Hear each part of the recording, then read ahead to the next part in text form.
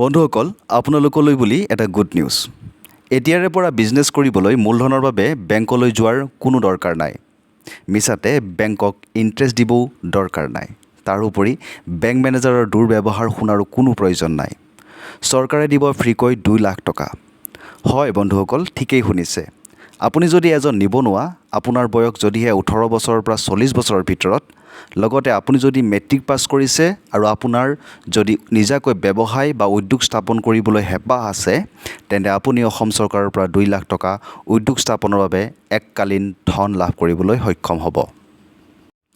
এই ভিডিঅ'টোৰ জৰিয়তে আমি আলোচনা কৰিম কি আঁচনিৰ দ্বাৰা আপুনি 2 লাখ টকা চৰকাৰৰ পৰা ফ্ৰীকৈ লৈ নিজাকৈ উদ্যোগ স্থাপন কৰিব পাৰিব লগতে কেনেকৈ এই আঁচনিৰ ধন এপ্লাই কৰিব আৰু ইয়াৰ যোগ্যতা কি সেই বিষয়ে আমি বিতংকৈ আলোচনা কৰিম আপুনি যদি মোৰ চেনেলটোত নতুন সদস্য তেন্তে চেনেলটো সাবস্ক্ৰাইব কৰি দিব লগতে ওচৰত থকা বেল আইকনটো টিপি নটিফিকেশনটো অন কৰি অল কৰি ল'ব যাতে আগলৈও এনেকুৱা ধৰণৰ ভিডিঅ' আপলোড কৰিলে সৰ্বপ্ৰথমে আপুনিয়ে গম পায় তেন্তে আহকচোন ভিডিঅ'টো আৰম্ভ কৰোঁ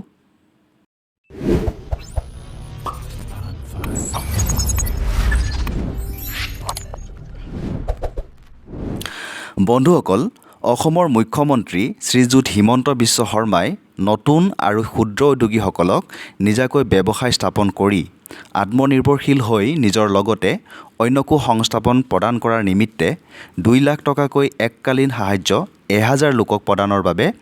মুখ্যমন্ত্ৰীৰ sva-niyojan যোজনাৰ শুভাৰম্ভ কৰিছে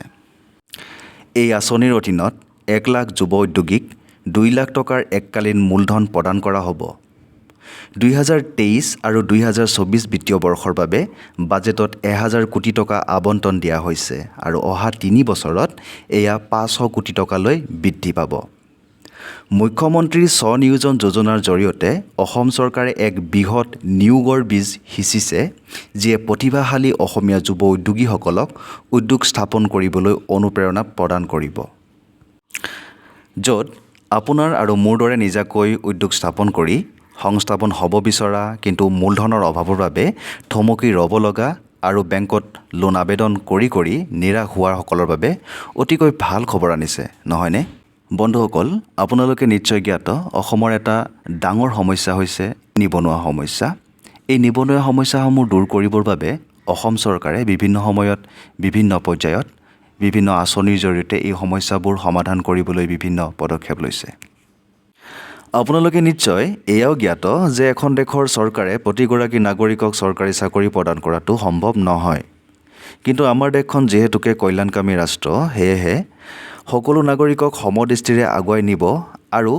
সকলোকে সমসুবিধা প্ৰদান কৰিব পাৰে তাৰ নিমিত্তে বিভিন্ন উদ্দেশ্যে চৰকাৰে আঁচনি তৈয়াৰ কৰে যাতে কোনো লোক পিছ পৰি নাযায় মুখ্যমন্ত্ৰী sva-niyojan যোজনা আঁচনিও এখন তেনেকুৱা আঁচনি য'ত উদ্যোগী যুৱক যুৱতীসকলক উদ্যোগ স্থাপনৰ বাবে 2 লাখ টকাৰ চিড কেপিটেল প্ৰদান কৰিব তেনেহ'লে আহকচোন এতিয়া মুখ্যমন্ত্ৰীৰ sva-niyojan যোজনাৰ উদ্দেশ্যৰ বিষয়ে জানো 1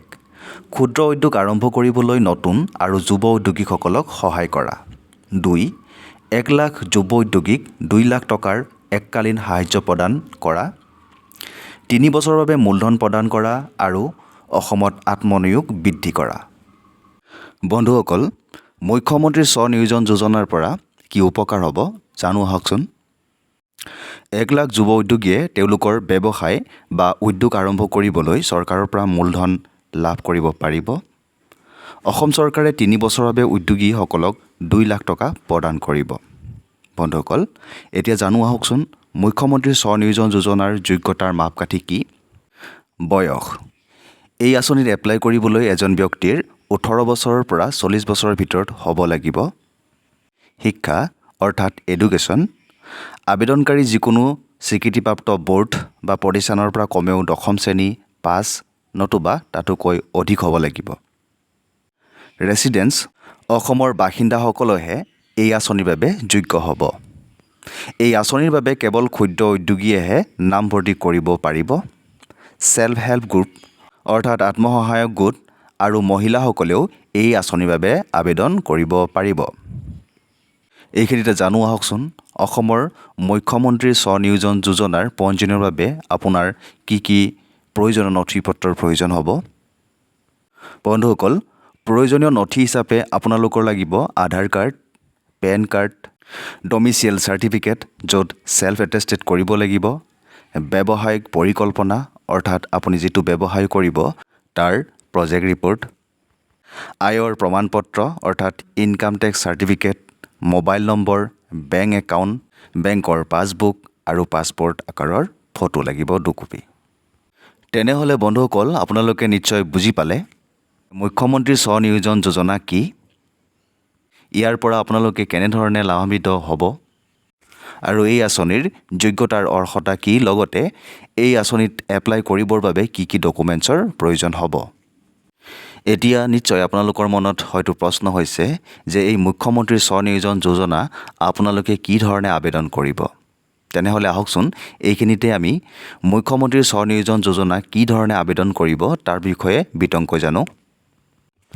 মুখ্যমন্ত্ৰী স্ব-নিয়োজন যোজনা আবেদন অনলাইন যোগে হ'ব, যদিও এতিয়ালৈ অফিচিয়েল ৱেবছাইট অ'পেন হোৱা নাই। অতি সোনকালে সেয়া সকলোৰে বাবে খোল খাব। এপ্লাই কৰিবলৈ প্ৰথমে আপোনালোকে মুখ্যমন্ত্ৰী স্ব-নিয়োজন যোজনাৰ অফিচিয়েল ৱেবছাইটলৈ যাব লাগিব। তাতে আপোনালোকে দেখিবলৈ পাব হোম পেজত ৰেজিষ্টাৰ এজ নিউ এটা অপশ্যন পাব। এই অপশ্যনত ক্লিক কৰি ৰেজিষ্ট্ৰেশ্যন প্ৰক্ৰিয়া আৰম্ভ কৰিব। ৰেজিষ্ট্ৰেশ্যন ফৰ্মখন ফিল আপ কৰাৰ পিছত আপোনালোকে অ'কে কৰি ছাবমিট কৰি দিব। তাৰপিছত নতুনকৈ ছাইন ইন কৰি আবেদনৰ পত্ৰত প্ৰয়োজনীয় সকলো তথ্য পূৰণ কৰিব। সকলো প্ৰয়োজনীয় নথিপত্ৰ আপলোড কৰি অ'কে কৰি দিব আৰু প্ৰিণ্ট আউট উলিয়াই ল'ব। অসম চৰকাৰে আপোনাৰ সম্পূৰ্ণ তথ্য ভালকৈ নিৰীক্ষণ কৰিব আৰু আপুনি যদি যোগ্য বুলি বিবেচিত হয় তেনেহ'লে বেংকে আপোনাৰ একাউণ্টলৈ ট্ৰেন্সফাৰ কৰি দিব 2 লাখ টকা। বন্ধুসকল, আপোনালোকে মনত ৰাখিব যে এয়া 2 লাখ টকা অসম চৰকাৰে আপোনালোকক নতুনকৈ ব্যৱসায় নতুবা উদ্যোগ স্থাপন কৰিবৰ বাবে এককালীন সাহায্য প্ৰদান কৰিছে। ইয়াৰ বাবে আপোনালোকে কোনো ধৰণৰ সুদ নতুবা ইণ্টাৰেষ্ট অসম চৰকাৰক দিয়াৰ কোনো প্ৰয়োজন নাই। বন্ধুসকল, এই ভিডিঅ'টোৰ জৰিয়তে আপোনালোকক মুখ্যমন্ত্ৰী স্ব-নিয়োজন যোজনাৰ বিষয়ে বিতংকৈ জনাবলৈ চেষ্টা কৰিলোঁ। ইয়াৰ পিছতো যদি আপোনালোকৰ মুখ্যমন্ত্ৰী স্ব-নিয়োজন যোজনাৰ বিষয়ে কিবা জানিব লগা থাকে বা আপোনালোকৰ কিবা কনফিউজন আছে তেনেহ'লে সেই কনফিউজনটোৰ বিষয়ে মোক কমেণ্ট বক্সত কমেণ্ট কৰিব। মই চেষ্টা কৰিম সমস্যাটো সমাধান কৰিবলৈ। বন্ধুসকল, যদি মোৰ ভিডিঅ'টো চাই ভাল পাইছে আৰু মোৰ চেনেলটোত আপুনি নতুন হয় তেনেহ'লে মোৰ চেনেলটো ছাবস্ক্ৰাইব কৰি দিব, যাতে মই নতুন ভিডিঅ' আপলোড কৰাৰ লগে লগে আপোনাৰ ন'টিফিকেশ্যন যায়।